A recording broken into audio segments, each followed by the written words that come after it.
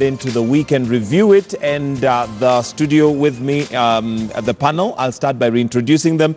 To my extreme right, we have Philip Magal, who's a lawyer. We're also joined by Ruth Amboga, political analyst, David Osiani, a political analyst as well, and Mark Bichachi, a communication strategist. Lady and gentlemen, thank you for joining us this week, and it's been quite an interesting week with quite a lot happening, and we're going to start off with let's start off with the maize. You know, there's been maize drama with CS for agriculture, initially saying that Kenya needs to import maize, but after some pressure and grilling, that seems to have changed. There's also questions surrounding the fact that 1.8 billion apparently was used without the board's permission. So that, of course, is still something that is still... let me start with you, Philip. Yes. On that, because I know you have interest first in farming. Yes. Then by virtue of being a lawyer. Number one, I'd like to tell the country and all our viewers is that my maize is almost ready. Are we expecting a bumper harvest? There's some farmers who have said we're expecting a bumper harvest. Yes, we are. And the weird thing is that we're importing maize when there's a bumper harvest. Yes, expected. it's been raining. The crops are doing well. I expect to start roasting my maize in the next 2 weeks. In another 1 month, I'll be harvesting. Hopefully in another 1 month. Yes, okay. And in fact, I still have some maize on the in the granary from last year's harvest, which I couldn't take to the NCPB because, you know, they don't pay. So what is the truth on the ground? What is the issue with the maize? Why do we need to import according to the CS, or before he... That is what we don't understand. You know, it seems like it's one man sitting up there and making decisions for the rest of us, irrespective of what the situation is on the ground. The farmer goes to the farm every year to produce, yet he can't get proper prices for his produce. Then one person sitting somewhere is paid 1.8 billion one-off transaction, yet farmers who delivered their maize to NCPB last year are yet to be paid to date.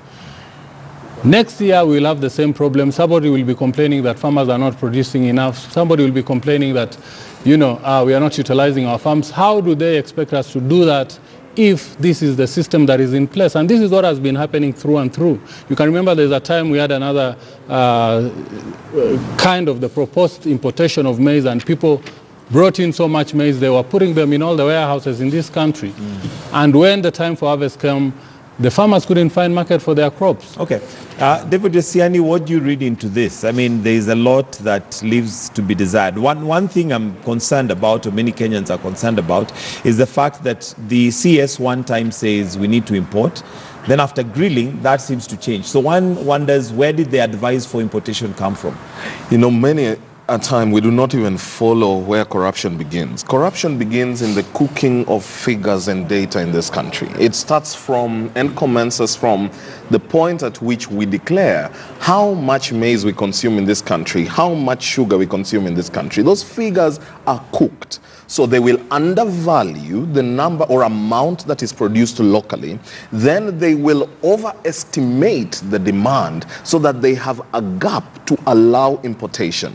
That is where the problem is. So the CS was cornered, having relied on, or with his knowledge or without it, having relied on these fake figures of how much maize we were anticipating to harvest, how much the country needs, created an imaginary, you know, gap, then went the same way all the other cartels have done. Maize has become one of the biggest things in this country. Ministers of agriculture who previously served in that office never leave the office with a rest, because maize is maize. It's our staple food.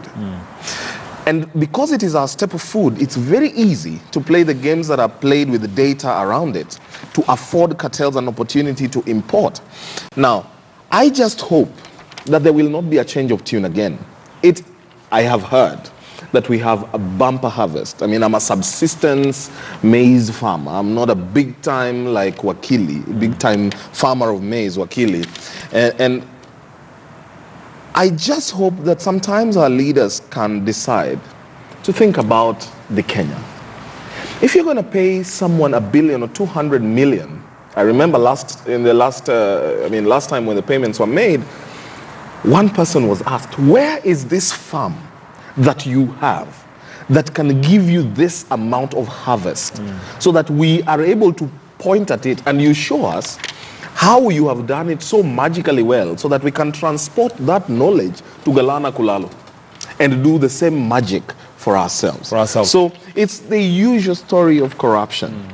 It's the same stories we've heard about Maize. It's the same method used by previous CSs to enrich themselves or to play alongside cartels, make bucks, and prepare for the next election. All right, Ruth, Mwangi Kiunjuri is the same CS who we had the president rebuke in public and ask him to sort out the mess. But we've not had much about that. Here we are again. Question is, do you think the buck stops with the president? Could he be allowing too much to go on under his feet?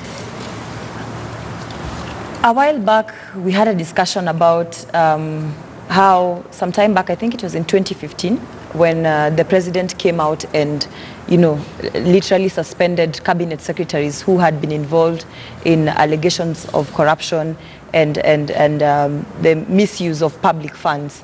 And quite a number of them, some resigned, some ended up being fired, and a cabinet reshuffle was conducted. Now, Mwangi Kiunjuri has not been in good light in very many, for the period of time that he has been a cabinet secretary, he has not been in good light in terms of when it comes to corruption matters. And I think, as you put it, the buck needs to stop with the president. You cannot, and you see, you cannot be playing with farmers, because at the end of the day, there's no way you would say agriculture is the backbone of Kenya's economy, and it should be the backbone of Kenya's economy, should be one of the greatest contributors to the country's GDP, and yet you're not empowering farmers, and yet you're not paying farmers, So I think the other thing, as Osiani has put it, is we need to question, is there really a shortage of maize within the country to warrant the importation of maize?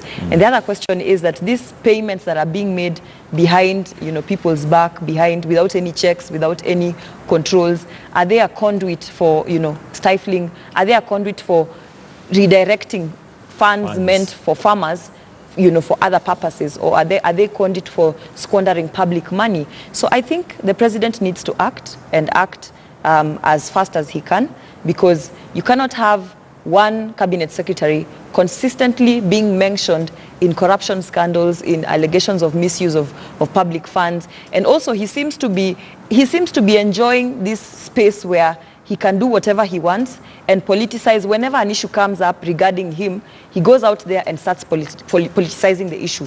Just the other day, he was at a political rally trying to blame the maize, the current debacle around maize on Raila Odinga, who has nothing to do with the Ministry of Agriculture, has got nothing to do with farming in this country. So trying to redirect the attention of the public from the main issue, because he knows the moment he invokes the name of Raila Odinga, then the focus moves. The focus moves from him to Raila Odinga. So I think the president needs to act. And in my view, to be honest, if a cabinet secretary is mentioned, as simple as being mentioned in a corruption scandal, the cabinet secretary himself should be able to step aside and allow for investigations. Now we know because the longer he stays in office, that's not likely to happen. But the longer he stays, and that is why I am saying, the president needs to act. If it necessitates a cabinet reshuffle, if there is need to have some people, let's be clear.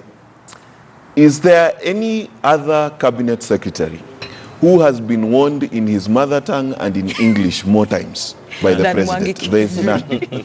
Number two, is there any ministry? In fact, let me ask it like this. Is there any crop in this nation that Kiunjuri has not oversawn its crisis? Sugar crisis, tea crisis, coffee crisis, maize crisis, Galana Kulalu crisis, what do you call it, Kimwarera and Aror crisis. My friend, the writing is on the wall. It's not written mene mene tekel. It is written in plain English, incompetence. You understand? Let me tell you, if Kiunjuri is not guilty of a crime, he is sure as hell guilty for incompetence. And I can say that without fear of contradiction, because there is not a single crop, a single agricultural thing being done in this country where farmers are not crying.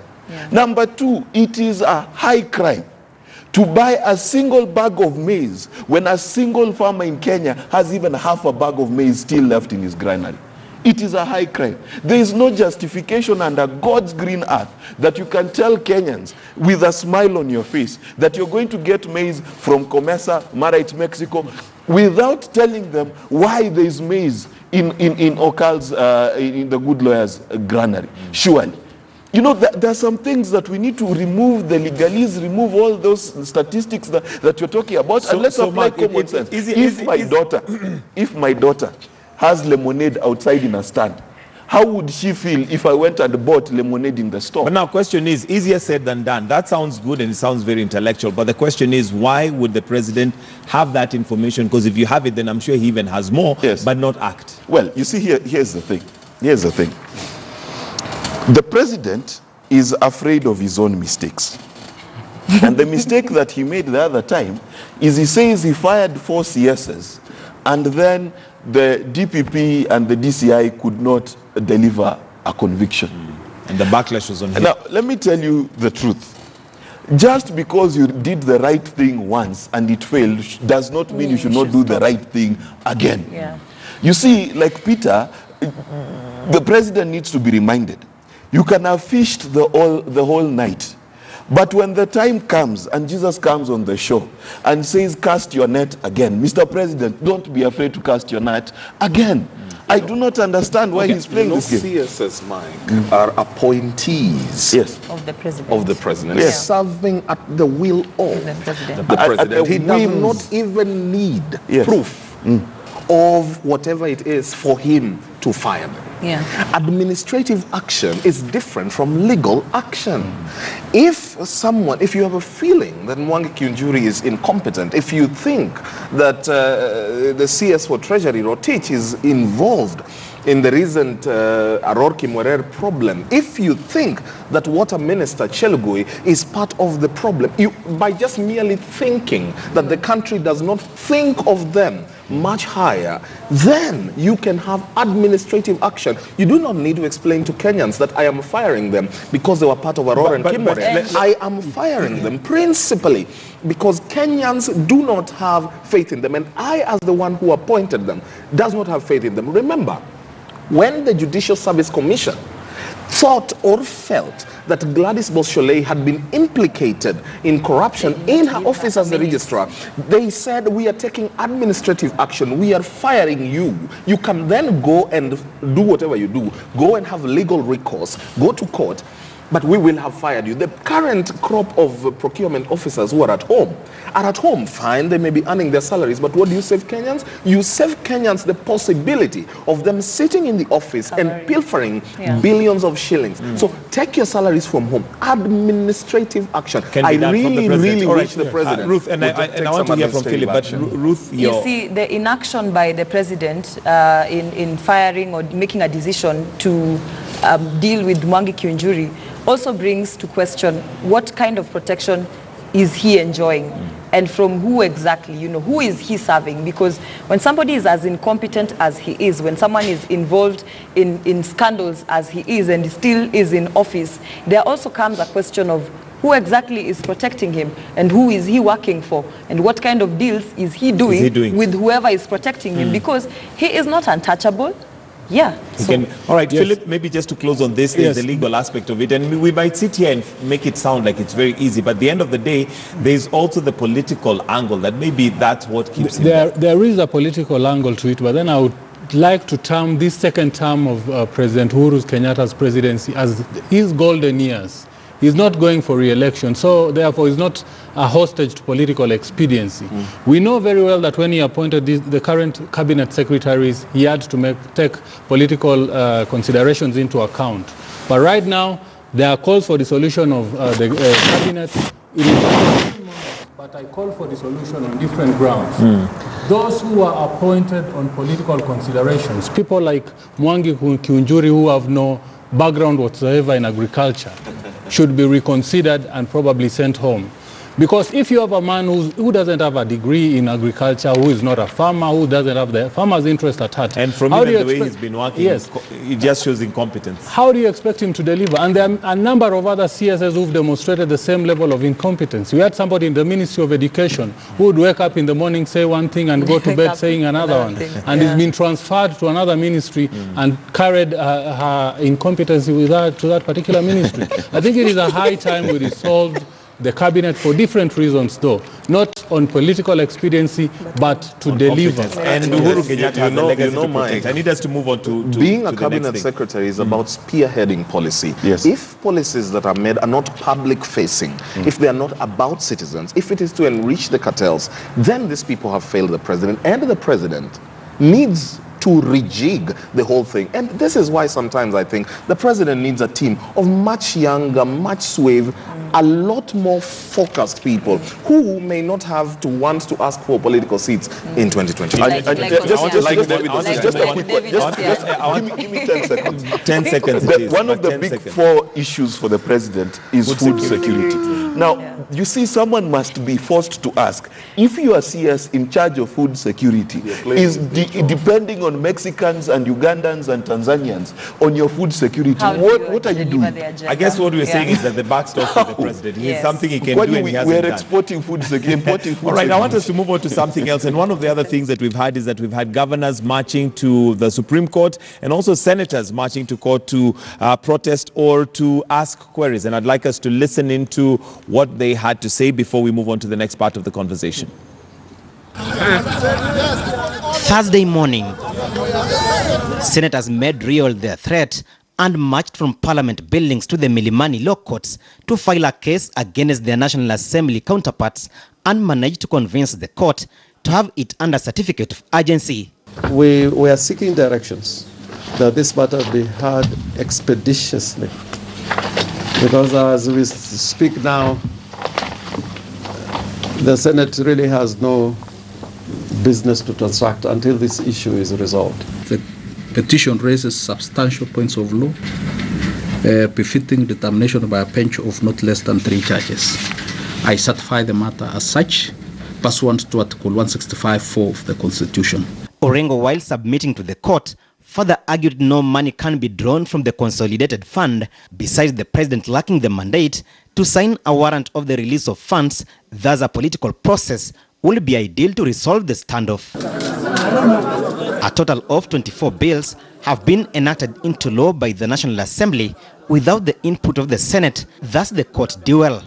Some of the bills include the National Government Constituency Fund Act, the Supplementary Appropriation Act, the Health Laws Amendment Act, the Insurance Amendment Act, and the Kenya Coast Guard Service Act. A total of 24 acts of parliament that have been passed by National Assembly are unconstitutional, null and void for the violation of Articles 96, 109, 110, 111, 112, 113 of the Constitution. Monday this week saw governors too march to the Supreme Court seeking the intervention of the Apex Court on the stalled division of revenue bill, a situation that threatens to stifle counties. Senators, however, insist members of parliament are hell-bent to cripple devolution. The country being thrown into a crisis, not only by the executive, but also by part of the bicameral parliaments in the name of a National Assembly that behaves rogue, that behaves in what I can call primordial activism, that is threatening the rule of law for which our country is famed for. Members of the National Assembly are still on recess and are expected to resume Tuesday next week. Whether sibling rivalry or not, the Senate has painted the National Assembly a picture of a unit keen on strangling devolution, and now all eyes are on the courts as to how it will decide on the legality of the 24 bills passed by the National Assembly without the involvement of the Senate. Alan Ochanda, KTN News. All right, so according to the Senate, 24 acts have been passed unconstitutionally, which maybe somebody could translate into being passed illegally. So let me start with you, Philip Magal. What does that mean if there is indeed 24 acts that have been passed by the National Assembly unconstitutionally? We have bills that concern counties, and this must be passed with the concurrence of the Senate, whether they originate, if they do originate in the National Assembly. What the Senate is alleging is that these bills concerning county government did not have the concurrence of the Senate, meaning therefore that the National Assembly has been acting exclusively or in exclusion of the Senate.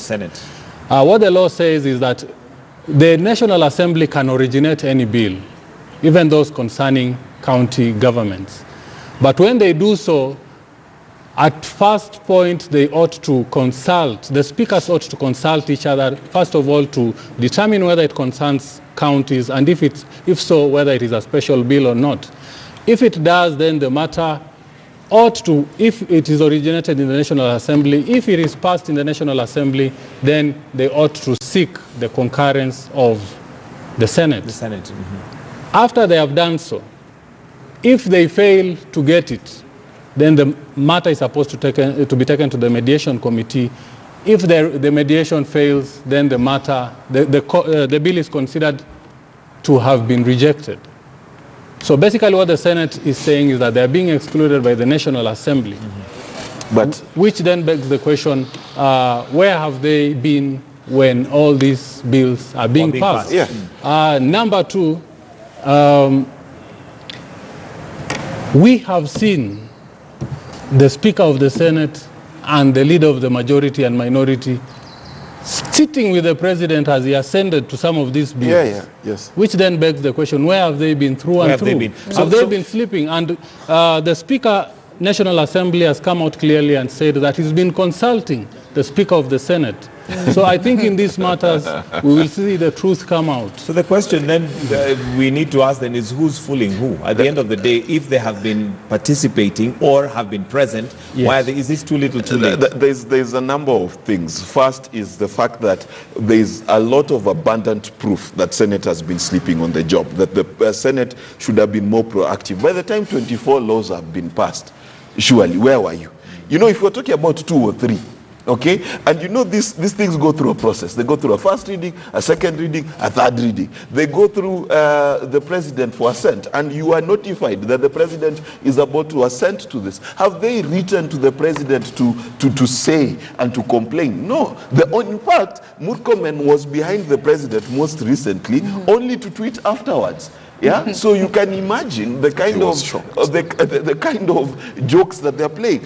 But we must also ask a few questions. Number one, in the order of presidential inheritance, you've got the president, deputy president, speaker of the National Assembly. It does not mention the speaker of Senate. The position of leader of majority and minority in the Senate are not constitutional positions. Okay? The truth is, the people who wrote the Constitution, rather, the people who rewrote the Constitution, because there was a rewriting in Naivasha, intentionally watered down the powers of Senate. That is the political witchcraft we are suffering today. That we gave people, listen, an MP from Northeastern can be voted in by what? 40, 50, 60, 100,000 people. MP. Maybe even 14,000. Even 14,000. Like yes. MP Northeastern. A senator has the votes of a majority of Kenyans. Senate, by the numbers, has the power to represent more people, because more people expressed their will to vote in Sakaja than they did Babuino. That is the truth. But when Sakaja goes to Senate and Babuino goes to Parliament, his vote in Parliament matters more now than the one in Senate. And that is a big misnomer. And the misnomer does not stop there. We have nominated senators who cannot vote. So what did we nominate them to do? Did we have extra chairs that needed to be sat on? The lacuna in law as regards this issue, yes, is that it is within the purview of Parliament to decide what amount is budgeted for. I mean, in the budget is allocated to counties. However, they need to seek concurrence from the Senate. Now, there has not been that concurrence. Parliamentarians are saying this is our job. And what they are disagreeing about is 19 billion Kenya shillings, which I thought that we are a progressive nation progressing towards devolution in support of devolution. And that each and every year we need to endeavor to budget a lot more towards counties. I know we will have our own views as to how resources have been managed at that level. But if the resources are not being managed right and the citizens have decided that they cannot put stopgap measures or run their leaders out of town, then that's up to them. If you are not going to elect proactive and focused leaders, as some counties have done, like Makueni, then woe unto you, because they are a reflection of who you are. Now, we are being told now that the next stage that this is going to go to is a mediation committee of 8. 4 parliamentarians, 4 senators. Although that's a deadlock. And they already had one which failed. Yeah, which failed to resolve. Because each of them are going to be representing the interests of their houses. Unless 1 or 2 of them decide to rise above this joke. Because my reading of this is that it's not about the Senate or Parliament anymore. It seems to me that there seems to be a political hand now at play and a contest between who will win this and who will lose it. All right. I just am unable to tell because the factions that are involved in both sides represent both formations. So it's a bit hard to tell. Okay. But I need to remind parliamentarians. I watched Mbadi dress down Irungu Kangata here. In your studios. And Mbadi is running to be a governor. He forgets. We may seek a referendum to try and abolish some of these seats. What if the referendum doesn't work? And he has to stare in the eyes of that same parliament where he is now talking and saying we are not going to allocate more money, and he is a governor. He needs to implement this work. Right. He comes from a place without roads. The only one of the constituencies in the entire Homa Bay County that has the least kilometers of tarmac roads. Be careful when you go ahead and when you make rules, always imagine them in the hands of your oppressor. And for posterity. Ruth Ambogo, do you think there's a deliberate attempt to cripple devolution? Because it looks like there is very little resources going to devolution, and it looks almost deliberate, a sabotage. It appears deliberate, and it appears as if the National Assembly and the national government are working hand in hand to stifle devolution. That is what it would appear like, because the greatest concern, I mean, one of the key roles of the Senate is to protect the interests of counties. And another function of Senate is to participate in making decisions about revenue allocation to counties. And if Senate cannot perform this function, and yet it is their key function, because you see, for counties to work, you need proper allocation of funds. As it stands right now, if we still continue to have this stalemate, then what will in essence happen is that counties will come to a standstill, because employers will not be able to, employees will not be able to be paid because there's no money to pay them, because you understand that we cannot proceed until the revenue allocation bill has actually been passed and agreed upon. So if we still have this stalemate going on between Senate and National Assembly, then counties are going to come to a standstill. And you see, the purpose of the key role of county governments was to ensure there is proper service delivery to the citizens, that the citizens can be able to access services in a more efficient way, in a faster way, in a quicker way, because now county governments will have been empowered. But then now when you see the National Assembly appearing to be deliberately trying to stifle the efforts of county assemblies, deliberately trying to deny county assemblies what should rightfully belong to them, deliberately trying to deny them, the proper allocation of funds for county governments to be able to run their activities, then we can conclude that indeed there are deliberate attempts to stifle devolution. I would like to take a different view on that particular matter. Number one, it is upon the it is in the office of the National Assembly to allocate revenue between the national and the county governments. It is not the role of the Senate. The Senate is to share. The role of the Senate is to allocate revenue among the counties. We have to be clear that 316 billion has been allocated by the national government and the National Assembly to the counties. Now, what has been done by the Senate is to make a suggestion that it should be raised. Yeah. But they don't have the power to dictate what should be given. What goes on. Sure. They should at most be consulted, but they cannot dictate. Okay. What we are seeing is an overreaching by the Senate. And I urge our courts that even as the matter has been brought before them, they should not stretch our laws beyond its elastic limit. Okay. Let's address a few issues. The more I read our constitution in its application, the more my romantic idea of what we imagined a devolution as spent in that constitution was.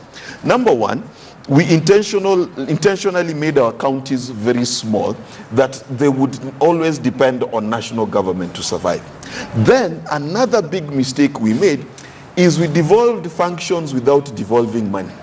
We devolved health, we devolved agriculture, we devolved early learning, and then we said 15% of revenues received. That does not make sense. That misnomer then means that the Ministry of Health in national government is talking about 70 billion shillings allocated to itself. Then you devolve only 340 billion and expect county governments to be able to carry this burden. What we should have done is we should have gone line by devolved line and allocated percentage of budget based on that. You cannot expect that counties which are receiving by way of budget 300 something odd billion is about 10-15% of our budget, then expect them to carry the devolved functions plus the wage bill plus the development functions that they need to carry. Our constitutional thinking did not address the amount of money that those devolved functions should have addressed. And that is why what we need to look at, forget about this percentage business, let's look at the budget that counties really need to be able to deliver on their devolved functions and support function, not just allocate money. Okay. Mike, I think we need to agree. And I started by saying whose job it is to allocate the funds. Yes. And Philip has reiterated that very point. But there is no need of talking at each other. We need to find a basis. You know, Senate needs to sit with Parliament, and Parliament must not refuse to listen. Why the Senate is making a proposition for additional funds to the counties. If their basis or their proposition is useful, and if it is for the good of the citizens, and if there are resources that would enable that to happen, then Parliament ought, even though they have the right to, they ought to listen. Why? Because we are continuously progressing. It is Raila Odinga, whose party Mbadi is chairman, which in its memorandum promised 40% allocation towards devolution. Yes. So if the parliamentarians would be called to order, unless it has just become about chest thumping, all right? I mean, if it was entirely the job of the parliament to allocate, and the Senate did not have any role, then why do we have a stalemate? And why is it that money has not been devolved? It also brings a question as we wind up now of certain positions, and I think it's Third Way Alliance through their Punguza Mzigo initiative, who are seeking to even scrap some of those positions. For example, woman rep, deputy governor, those are positions that possibly nominated MCAs. Yeah. So what? Maybe your thoughts. Let's start with you. Let me start with you, Ruth. Actually, on this one, especially for women rep. Yes, I was actually going to talk about women as we wind up. representatives.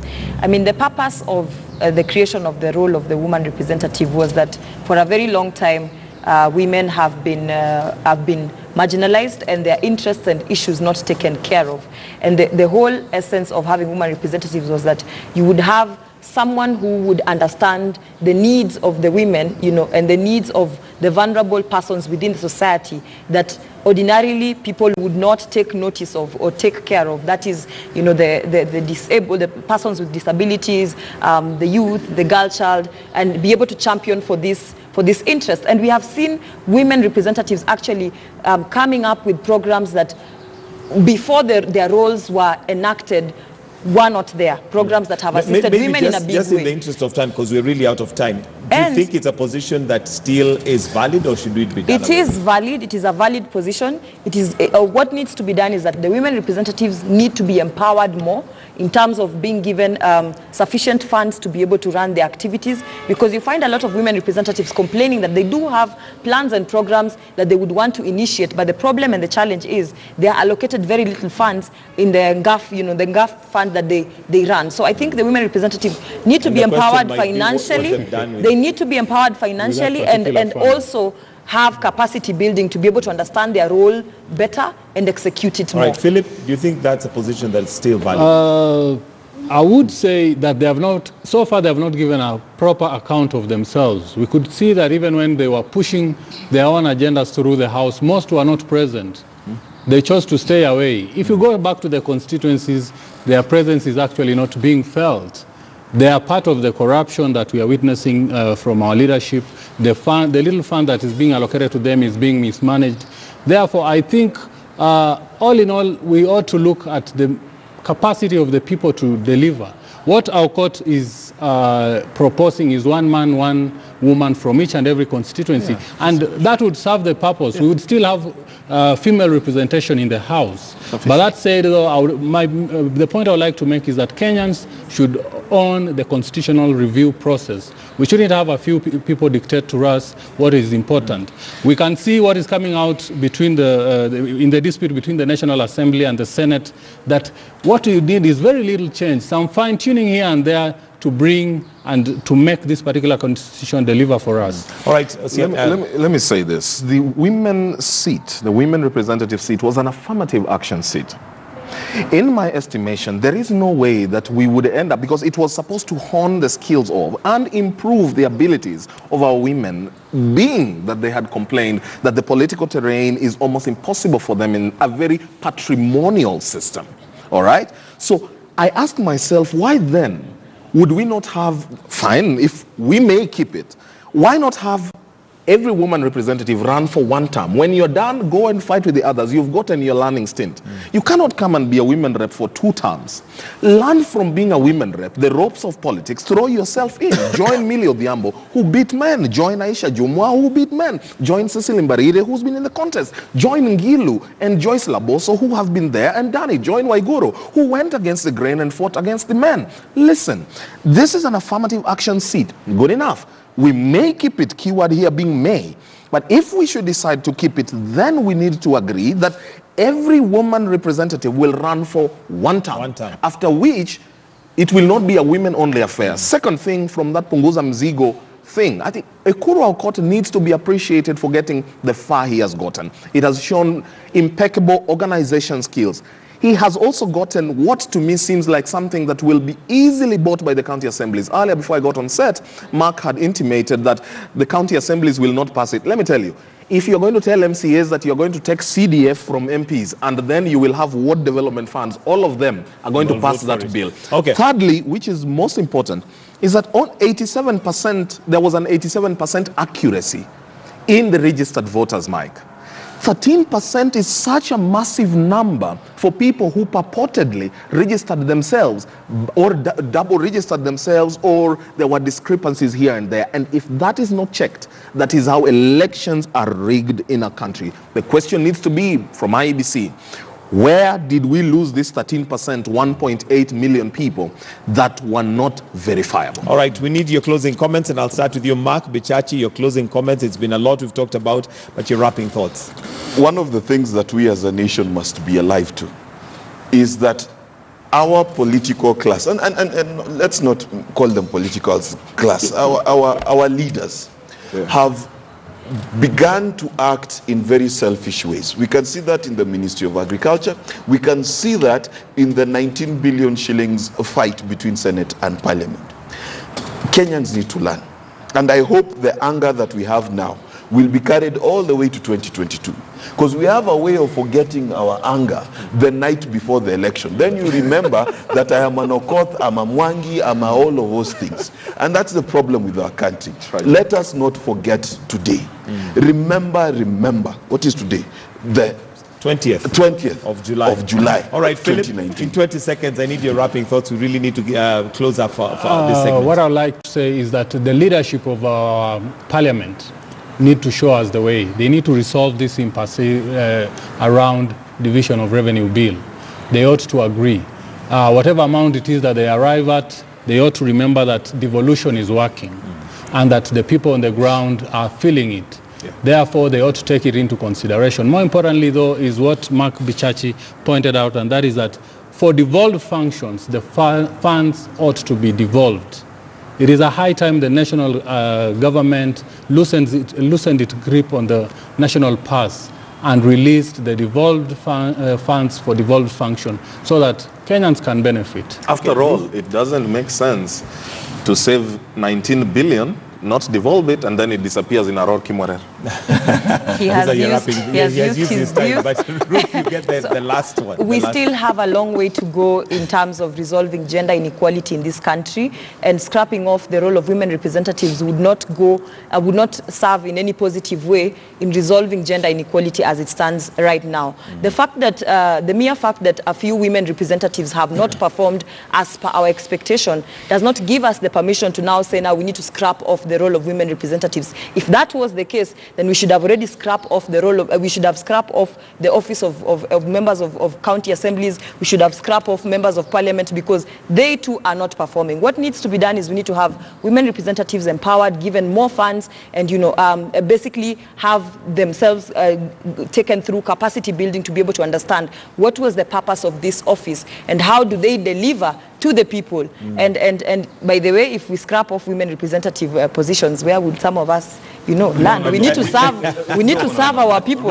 As Osiany is serving as member of parliament for Migori County, I should be able to serve as woman representative. Ruth, you need to agree with the me interest of the people. that you cannot create an office of comfort politically, and that this is an affirmative action slot, and that affirmative action slots world over are supposed to be for a short while. Yeah. Or else you are going to have perennial women reps who have refused to let other women, because affirmative action means this is a slot for women. So one woman comes, leaves, so that then Ruth can go, learn her stint, leave, and leave for another woman. 5 seconds. I think we'll continue with this. 5 seconds. Mark, we really need to go. Any affirmative action has a logical conclusion. Yes. You cannot be affirming people forever. Yeah. No, but 10 years is such a short time. I'll leave you guys to continue with this conversation. A woman can do Thank you very better. much, Philip Magal, Ruth Ambogo, David Osiany, and Mark Bichachi for joining us. That is the Week in Review. And we are going to take a short break. Do stay with us. Right here, we have more lined up for you, including hot topics